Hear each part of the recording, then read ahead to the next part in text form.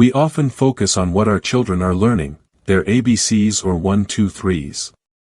But what if the most important things happening in their brain have nothing to do with learning and everything to do with the quiet moments we often overlook? Today, we're looking at 7 common habits that might be accidentally slowing down that invisible progress. Before we continue, tell me in the comments, how old is your little one? Knowing their age helps us keep these tips relevant to your stage of parenting. Think of your child's brain as a construction site operating 24 hours a day. It's an incredible process, but sometimes the very things we do to help, or the habits we've picked up just to survive the day, can act like a roadblock. Habit 1: Overscheduling without downtime.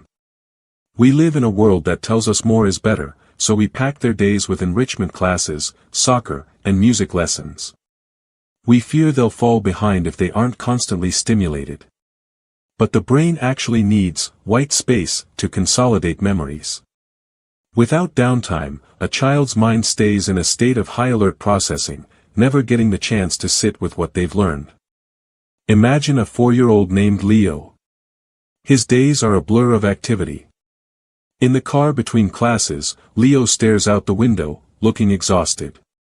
His parents think he's getting a head start, but his brain is actually just trying to keep its head above water. By simply scheduling 20 minutes of nothing time, where there is no goal and no screen, we allow the brain to do its deep integration work.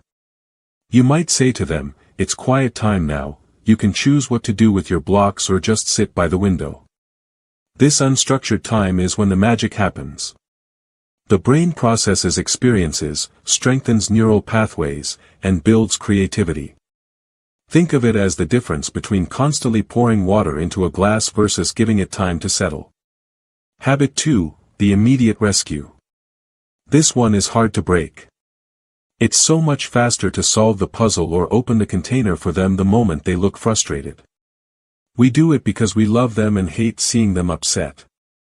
However, resilience is a physical circuit in the brain's prefrontal cortex. If we always rescue them, that circuit never gets the weightlifting it needs to grow. Try the 5-second pause. When you see them struggle, count to 5 in your head. Give them that gap to try one more way. You can stay close and say, "That looks tricky. I'm right here if you need a hand, but I want to see what you try first." This doesn't mean letting them dissolve into frustration, but rather giving them the space to discover their own problem-solving abilities. Each small victory builds confidence and strengthens those crucial neural pathways. The discomfort they feel when working through a challenge is actually the feeling of their brain growing stronger. Habit 3: Background noise. While we are watching them play, we also have to be mindful of the environment. Many of us keep the TV or a tablet on in the background just for some noise or because we think we can multitask. But for a developing brain, this creates auditory crowding. It makes it much harder for a child to distinguish human speech patterns, which can actually delay language processing. The constant stream of background sound forces their brain to work overtime, filtering what matters from what doesn't. This exhausts their cognitive resources.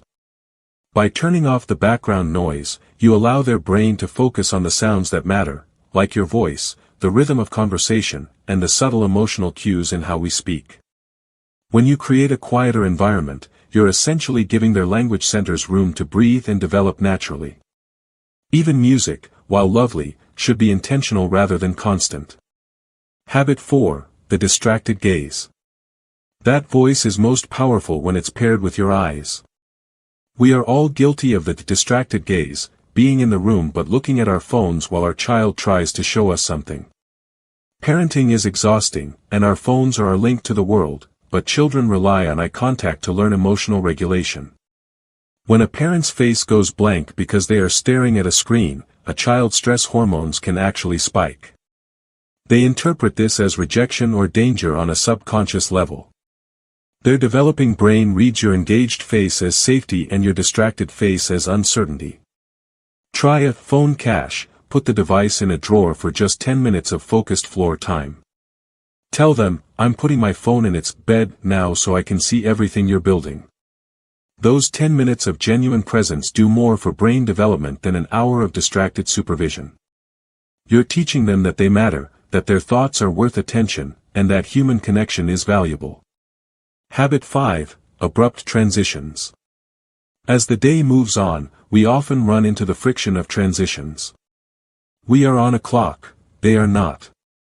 Yanking a child from play to the dinner table without warning can trigger the brain's survival center, leading to those familiar meltdowns. A child's ability to switch tasks is still under construction. The prefrontal cortex, which manages these transitions, isn't fully developed until their mid-20s. Using bridges or warnings helps them close the file on their current activity. In Leo's story, his mom started giving him a 3-minute warning. She'd say, "In 2 minutes, the cars go into the garage so we can wash our hands." That small shift moved Leo from a state of fight or flight to a state of cooperation. You can also use timers, songs, or countdowns. The key is predictability.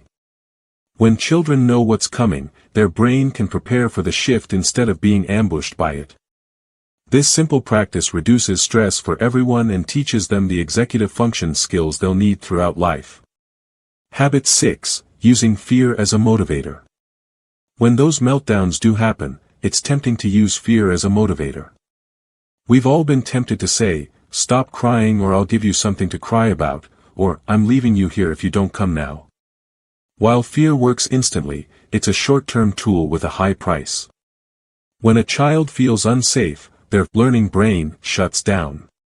You cannot teach logic or empathy to a brain that is in survival mode. Fear floods the system with stress hormones that literally block the prefrontal cortex from functioning. Instead, try to connect before you correct. Drop to their eye level and remind them, "I can see you're frustrated. It's okay to be sad, but it's time to be safe and hold my hand." This approach activates their social engagement system instead of their threat response. Yes, it takes longer in the moment, but you're building trust and teaching emotional literacy, skills that will serve them for a lifetime. Habit 7. Inconsistent sleep and poor nutrition. Finally, we have to remember that the brain is a biological organ that needs a solid foundation. Inconsistent sleep or high-sugar diets can starve the brain of the fuel it needs to function. Without deep REM sleep, the brain cannot prune unnecessary connections or save what it learned that day. Sleep is when consolidation happens, when temporary memories become permanent. Focusing on anchor points, like a consistent wake-up time and a protein-heavy breakfast, gives the brain the stability it needs to thrive. Sugar crashes create cortisol spikes, which interfere with learning and emotional regulation. Of course, every child is different, so if you're struggling with chronic sleep or eating issues, consider speaking to a pediatrician or a qualified professional. Parenting isn't about being perfect, it's about being aware. It's about replacing those small, hurried habits with moments of pause and connection. You're building a masterpiece, one quiet moment at a time. What's one thing you're going to try with your child after watching this? Let me know in the comments. If you found these helpful, consider subscribing for more science-backed ways to support your child's growth. You've got this.